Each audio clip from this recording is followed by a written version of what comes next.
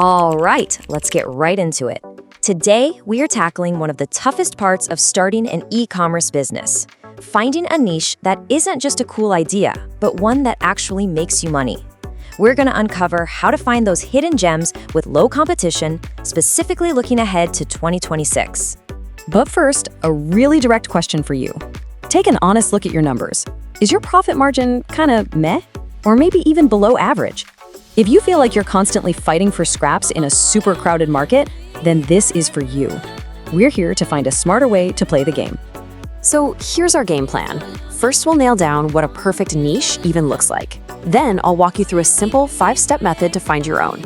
After that, we get to the good stuff, 10 real data-backed ideas. And to finish up, we'll clear up some of the most common questions I hear all the time. Okay, let's dive into part 1. Before we can go hunting for a great niche, we need to know exactly what we're looking for, right? So this is all about defining that perfect sweet spot. So here it is, the official definition. We're looking for a specific corner of a market where people are already spending money, but they're not drowning in a sea of identical products. Think less yoga mats and more, sustainable glow-in-the-dark cork yoga mats for beginners. Specificity is key. And finding that sweet spot is really a balancing act between these 3 things. You absolutely need real demand, people have to want it, the competition needs to be manageable, not a total free-for-all, and, maybe most important of all, there has to be a healthy profit left for you after all the bills are paid. Where those 3 circles overlap, that's our target. Okay, so we know what we're looking for. Now for the big question, how do we actually find it? Let's get into section 2, which is all about a practical 5-step method you can use to unearth these opportunities. So here's the playbook, step by step. You start by looking for those longer, more specific search trends.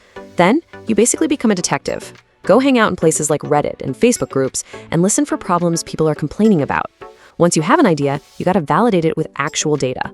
Then, and this is crucial, test it fast and cheap. And always, always pick real profit over some flashy, hyped-up trend that everyone's already jumping on. And wow, this quote from Harry Chu just hits the nail on the head. He says, "Don't marry a niche before you see the net profit." It's so true. You have to test the real-world profitability with a small budget before you go all in.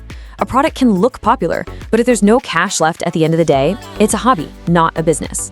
Test, track your profit, and then you scale. So what kind of profit are we talking about? Well, this is the number you should be aiming for. When you're in a low competition niche, you actually have the power to price your products for a healthy 30 to 40% profit margin. That's worlds away from the measly 10, maybe 20% you're lucky to get in those super saturated markets. Okay, theory's great, but let's get to the really fun part.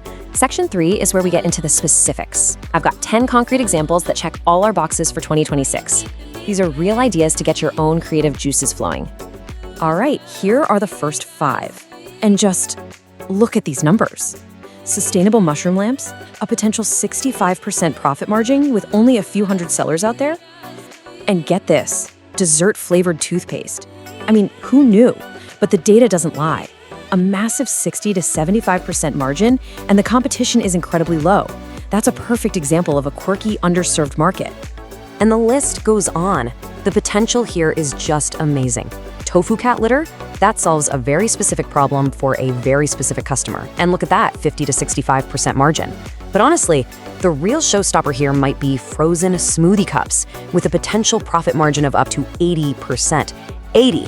That right there is the power of finding a niche with high value and super low saturation.